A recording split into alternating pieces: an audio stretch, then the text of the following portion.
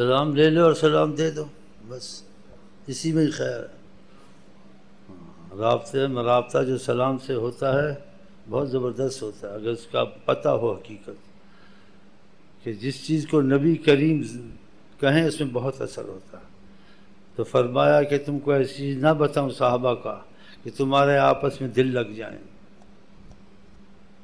محبت پیدا ہو جائے، یہ مفہوم ہے۔ تو صحابہ نے کیا بتائیں، تو آپا جی نے کہا کہ آپس میں سلام کیا کرو۔ گھر میں بھی آپ سلام کی عادت ڈالیں، جب باہر جائیں، جب آئیں، جب سلام۔ دیکھنا گھر میں کتنی مصیبتیں دور ہوں گی، اور دیکھنا کتنی اتفاق ہوگی، لڑائیاں کم ہو جائیں گی، لیکن کرتے نہیں ہیں نا۔ کوئی بھی بات کرے دنیا میں، اس کی بات کا اثر نہ اثر کا یقین پورا نہیں کرنا چاہے ہو یا نہ ہو، لیکن نبی کریم بات کہتے ہیں 100%۔ میاں بیوی میں اگر محبت نہیں، ایک دوسرے سے سلام کریں، ایک دوسرے کو سلام کریں۔ اور میاں بیوی کی محبت آپس میں نہیں ہے، 786 بسم اللہ چوری ایک دوسرے پر پڑھیں، آپس میں خوشی شروع ہو جائے گی۔ وہ کہیں بیٹھا ہو خامن یا بار گیس پہ 786 بسم اللہ الرحمن الرحیم،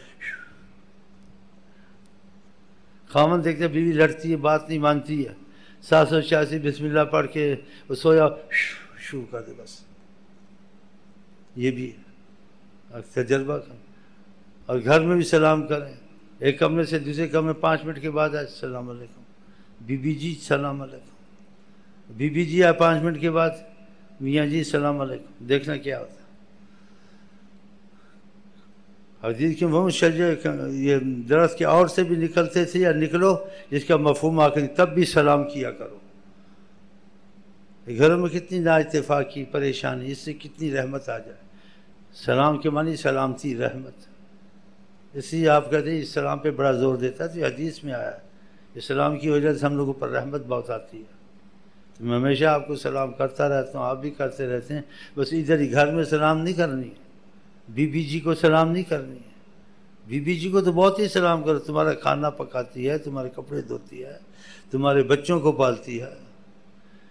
اور نبی کریم فرماتے ہیں خیرکم لأہلہ، تم میں سے اچھا بہتر وہ جو بیوی کے ساتھ اچھا سلوک کرے۔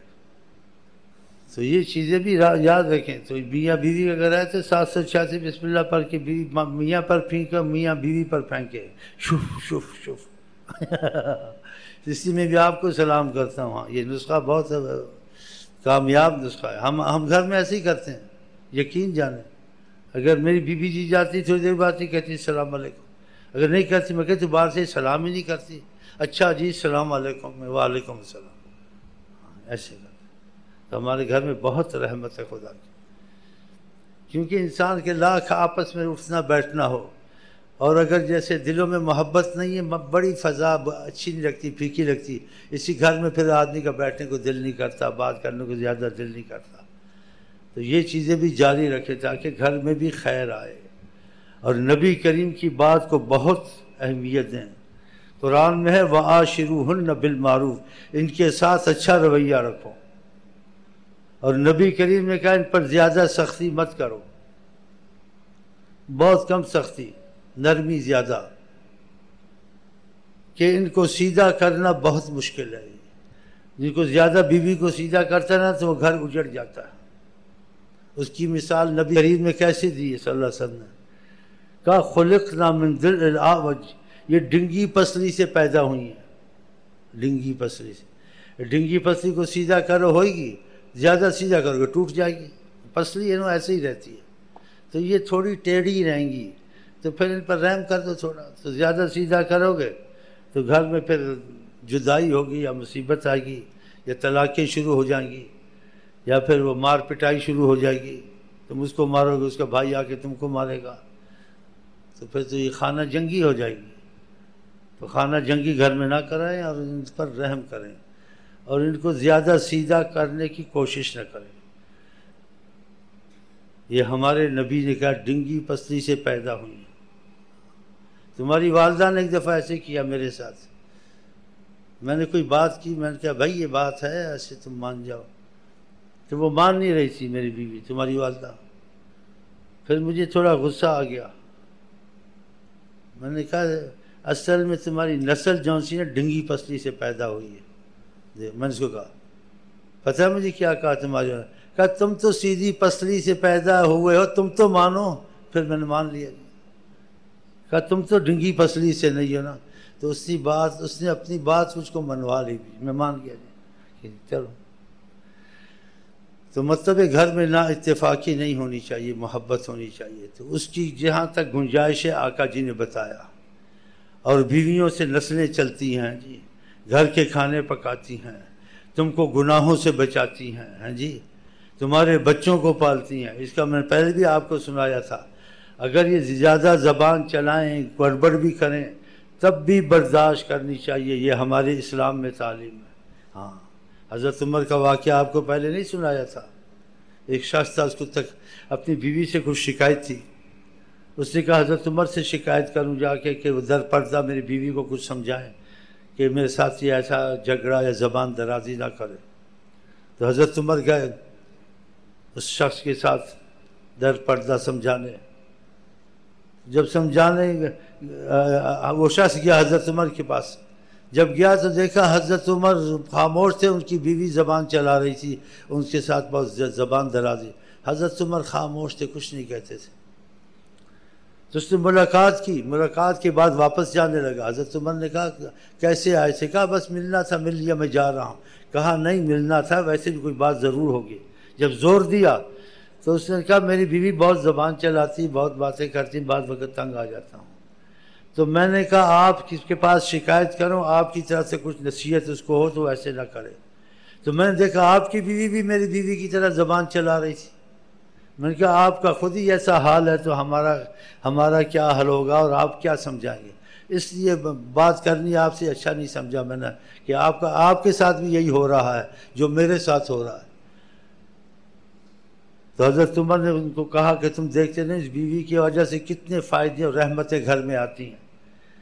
اس کی وجہ سے ہم گناہ سے بچ جاتے ہیں، انسان گناہوں میں پڑ جاتا ہے، بچ جاتا ہے. پھر کہا یہ بچوں کو پالتی ہے، گھر کے کپڑے دھوتی ہے، کھانا پکاتی ہے. یعنی کیوں یہ کہا یہ سب چیزیں اس پہ لازم نہیں ہے. اگر نہ کرے آپ شرع میں جبر نہیں کر سکتے، کیونکہ اولاد آپ کی ہے، اس کی اصل میں ہے، لیکن مالک آپ ہیں. آپ دیکھو عدلیہ میں جائیں یا قاضی کے پاس جائیں، اپنی اولاد لے سکتے ہیں شرع میں، بیوی نہیں لے سکتی. اگر آپ مہربانی کر دیں رکھ سکتی ہے. اس لیے اس پہ یہ چیزیں لازم نہیں آتی. وہ اس کے کپڑے دھوئے، بچوں کو کھانا پکائے، بچوں کو صاف کرے، یہ اس پہ اس کی مہربانی کرتی ہے. تو یہ اس پہ لازم نہیں. تو اس نے کہا بچوں کے کپڑے دھوتی ہے، کھانا پکاتی ہے، اس کی وجہ سے میں گھر گناہوں سے بھی بچ جاتا ہوں.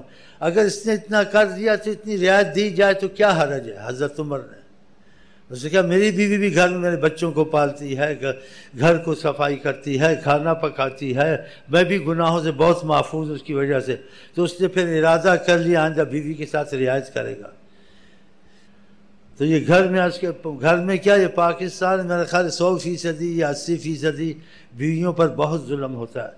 اتنا ظلم ہوتا ہے، اپنے کام کرا کے اپنے گھروں کو بھی کام کراؤ، خاوند کے بھائیوں کو بھی کام کراؤ، اور ماؤں کا بھی ماں کا تم پر حق ہے، بیوی پر تو حق تو نہیں ہے. اگر وہ احسان کرے تمہاری ماں اچھا سلوک کرے تم اس کا بدلہ اس کو دو، لیکن اس پر لازم کرنا یہ ماں کے بھی خدمت کرے، یہ ندوں کی بھی خدمت کرے، یہ ہمارے آئیں ان کا بھی خیال کرے، یہ ظلم ہے. ایسا ظلم کرنا اس کا بدلہ اچھا نہیں ملے گا آپ لوگوں کو، اس گھر میں خیر نہیں ہے. تو اگر وہ مروت کے طریقے سے کرے، محبت سے کرے، تو محبت مروت کا جواب آپ بھی مروت سے دیں. اس کے خاندان سے احسان کریں، اس کو اچھے کھانے یا اچھی چیزیں جو اس کی طلب وہ پورا کریں کہ تو ہم اچھا سلوک کرتی، ہم بھی تم سے اچھا سلوک کریں گے. اگر وہ نہ کرے اس پر لازم یہ چیز نہیں ہے، کیونکہ دین میں معاملہ ہے. دین معاملہ، اگر معاملہ اچھا اس میں کیا اس کی نماز، کیا اس کا روزہ، اس کا معاملہ تو اچھا نہیں ہے. اس لیے نبی کریم جس بات کو اہمیت دیں اس کو اہمیت دیں. اور ان بیویوں کے ساتھ بہت سلوک اچھا کرنا چاہیے. اگر یہ ان کے خاندان کے برے بھی ہوں، جو حکمت کا تقاضا، آپ کبھی ان کو برا نہ کریں بیوی سمجھ کے، کیونکہ تمہارے گھر میں بھی اچھے برے سب میں سے. اگر تم کہو گے تمہارے گھر میں وہ رہتی، تمہارے گھر کی ساری برائیاں باہر نکالے گی. اگر تم اس کے بروں کو اچھا کہو گے، تمہارے بروں کے بھی وہ پردے رکھے گی. تو یہ چیزیں شرع میں حکمت کے تقاضے سے نہیں کرنا چاہیے۔ تو اللہ تعالی ہم کو آپ کو توفیق دے، ہماری آپ کی آپس میں گھروں میں بھی خدا کرے محبت رہے، نا اتفاقی نہ رہے۔ اور ہم آپ کو کہتے ہیں السلام علیکم ورحمۃ اللہ وبرکاتہ۔ آپ کیا کہتے ہیں؟